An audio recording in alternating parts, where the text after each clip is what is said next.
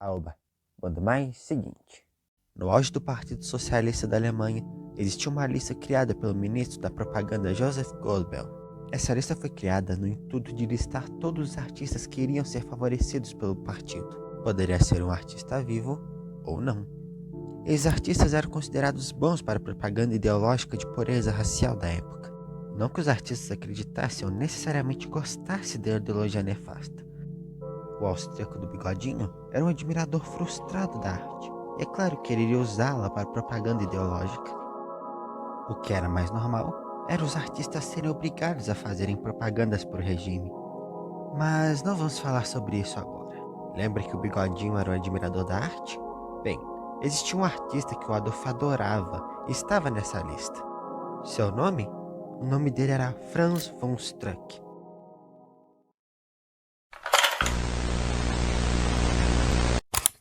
Mas quem foi Franz von Struck? Ele nasceu em 23 de fevereiro de 1863, na Baviera, Alemanha. Como todo pintor, ele sempre adorou desenhar e fazer uns rabiscos e rapidamente começou a pintar. Ele estudou na Academia de Belas Artes em Munique, só que diferente do seu admirador futuro, Franz passou na academia e logo se tornou pintor. Mas as convenções artísticas da época nunca foram suficientes para Franz. E ele precisava de algo que superasse aquilo que poderia ser visto. Algo que não precisava ser tocado, como sonhos. Franz queria pintar o imutável.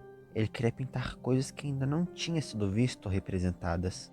Ele não queria pintar apenas o real. Então, ele ingressou em um movimento artístico chamado simbolismo, que era perfeito para ele. O porquê? Vou explicar agora. O simbolismo foi um movimento artístico que surgiu no final do século XIX, como uma oposição ao realismo e ao naturalismo da época. Esse movimento influenciou a pintura, a poesia, a música e o teatro. Para os artistas desse movimento, o naturalismo não é o suficiente. O real, aquilo que pode ser visto, já foi representado milhares de vezes. Mas e o interior? E o espiritual? Aquilo que não pode ser palpável? E o que é o melhor para representar essas duas coisas? A mitologia. Os simbolistas usavam a mitologia e a sensualidade para representar o interior e o espiritual. E Franz entrou profundamente nesse movimento, já que suas pinturas tinham todas essas coisas. E Franz se tornou o rosto desse movimento, o grande nome. A primeira pintura de grande nome de Franz foi O Guardião do Paraíso, feita em 1889. Foi seu primeiro grande sucesso.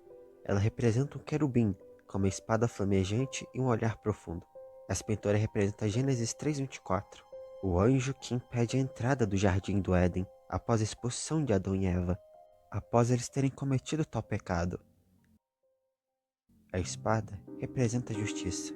A luz atrás dele representa o próprio Éden, o lugar perfeito que Adão e Eva jogou fora. Ela representa a transição entre o divino e o humano, o divino e o proibido. Essa pintura fez Franz ganhar uma medalha de ouro na exposição em Munique. Agora vamos falar de outra pintura famosa de Franz von Struck. Ela se chama O Pecado. Ela foi pintada em 1893. Essa pintura representa uma mulher com seu torso todo nu, em volta de uma escuridão e uma cobra em seus ombros. Olha para o rosto da mulher. O rosto dela se mistura na escuridão do fundo. Ela está nos observando, olhando no fundo dos nossos olhos. Essa pintura está claramente representando Eva. E agora eu vou falar a minha interpretação. Seu torso nu é claramente o desejo e toda a sensualidade de Eva, em sua forma mais pura. A serpente em seus ombros é o próprio pecado. É aquele que fez a mulher comer do fruto proibido. Na minha interpretação, estamos na visão de Adão após comer o fruto proibido. O cenário escuro em sua volta é a pureza tirada dele. Ele não vê mais o mundo de forma perfeita e bela. O destaque do torso nu da moça pode também representar o próprio desejo de Adão, já que depois dele comer do fruto proibido, ele percebeu que Eva estava nua. A cobra no ombro da moça também pode representar o desejo de ambos um pelo outro. Franz von Struck gostava muito dessa pintura, já que ele fez muitas versões dela. Uma curiosidade aqui. Franz usou sua esposa como modelo para a pintora. Cara, imagina ele pedindo pra ela ficar toda nua pra ele dar uma pintada nela. Franz von Struck projetou a sua própria residência.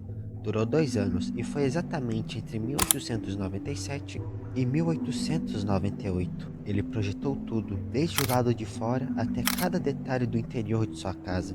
Hoje em dia, essa casa se tornou um museu, o Museu Villa Struck, onde todas as suas obras foram expostas para o público ver. Talvez um dia eu vá lá com o Nax, não se sabe. Ia ser uma ótima viagem. Uma curiosidade, sabe o meu primeiro vídeo? As pinturas mais aterrorizantes? Então, a pintura que eu usei na thumb foi feita por Franz von Struck. Eu descobri só na pesquisa desse vídeo. Da hora, né? Talvez eu faça um vídeo sobre ela no futuro. Agora vamos para uns anos no futuro. O jovem austríaco que está estudando na Escola de Belas Artes descobre um artista. Seu nome era Franz von Struck. E agora, anos depois, você se tornou um ditador. E percebe que aquele artista que você tanto admirava pode ser usado como uma propaganda para o partido. Mas por quê?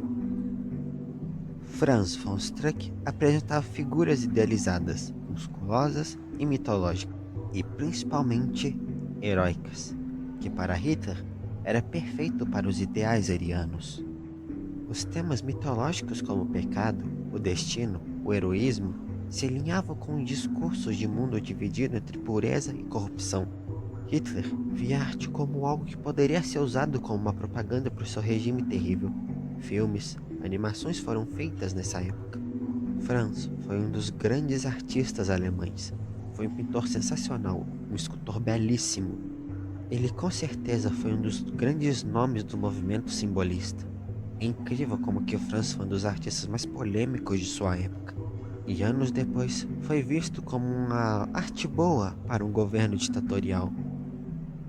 Agora, olha essa pintura. Gosto bem familiar, não é mesmo? Ela se chama A Caça Selvagem. Foi feita em 1889. Aqui vemos Wotan, ou o Odin da mitologia nórdica. Odin está montado em um cavalo preto, correndo para o futuro. Essa pintura é conhecida por ter previsto o futuro. Teorias dizem que o Hitler se inspirou nessa pintura para criar o seu visual.